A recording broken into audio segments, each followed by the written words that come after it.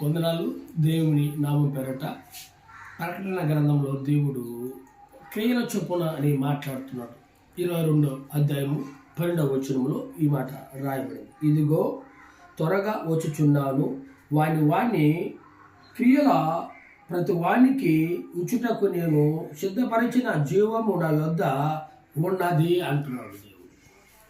ప్రతి వానికి వాళ్ళ పని వాళ్ళు ఎలా ఉన్నారా, నీతిగా ఉన్నారా, వాళ్ళకి దాని తగ్గట్టు జీవం ఇస్తాడు. నీతిగా నడుచుకోవట్లేదా, దేవుడు ఆ జీవ జలము ఇవ్వడు. ఎందుకని? నీవు దేవునికి దూరం అయిపోయి ఉన్నావు.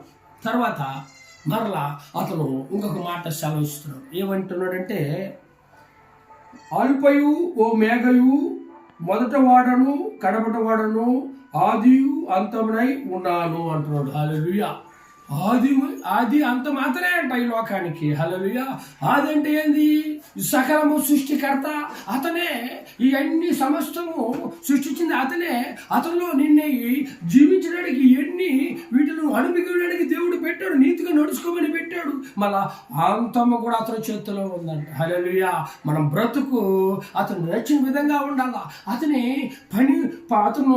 సృష్టిలో మనం ఉన్నప్పుడు అతన్ని ఆరాధించాలా. ప్రతి దినము అతను ప్రార్థించాలా.